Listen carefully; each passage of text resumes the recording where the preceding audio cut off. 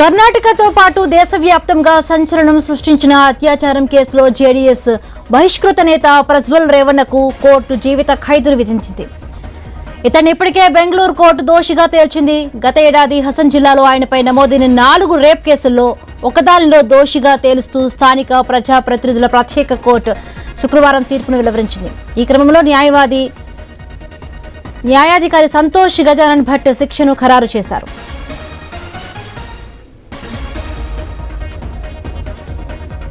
Right, దీనిపై మరిన్ని పూర్తి అప్డేట్స్ మా ఇన్పుట్ ఎడిటర్ శ్రీకాంత్ అందిస్తారు. శ్రీకాంత్.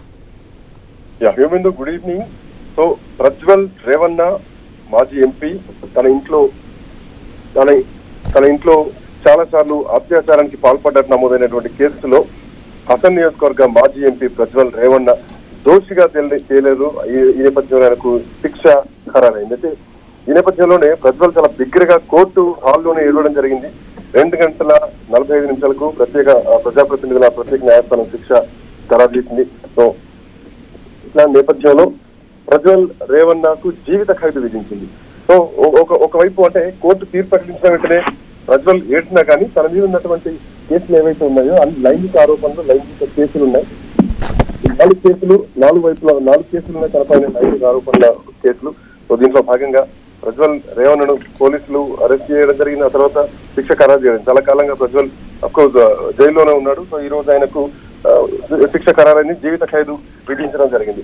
సో ఇట్లా నేపథ్యంలోనే అంటే గతంలో 2024 సార్వత్రిక ఎన్నికల్లో కూడా ప్రజ్వల్ మళ్ళీ హసన్ నియోజకవర్గం నుంచి పోటీ చేశారు. ఓటింగ్ రోజున కూడా ఆ పోలింగ్ ఏజెంట్లు పోలీసులకు కూడా ఫిర్యాదు చేయడం జరిగింది. ప్రజ్వల్ కొన్ని నకిలీ ఫోటోలు, వీడియోలు హసన్ జిల్లాలో విస్తృతంగా ప్రచారం చేస్తున్నారు.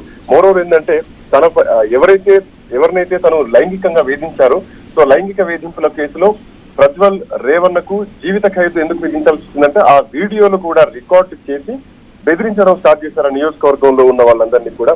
సో ఈ వీడియోలు కూడా మీడియాలో వైరల్ కావడం జరిగింది.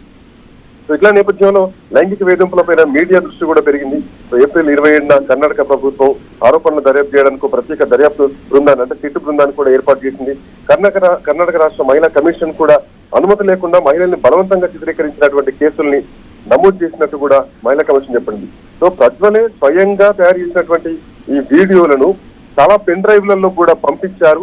కొన్నిటిని బస్ స్టాపుల్లో, స్టేడియం లాంటి బహిరంగ ప్రదేశాల్లో విసిరేశారు ఆ పెన్ డ్రైవ్లను. సో మహిళల్ని లైంగికంగా వేధించి చిత్రీకరించి ఆ వీడియోలు చిత్రీకరించి వాళ్ళని బెదిరించారు అన్నది ఆరోపణల మీద మరి ముఖ్యంగా తన ఇంట్లో పని మనిషి పైనే లైంగికంగా వేధించడం ఇవన్నీ చేసేసరికి సో మొత్తానికి ఈరోజు జీవిత ఖైదు విధించడం జరిగింది. Right, thank you Srikanth. Thanks for the updates.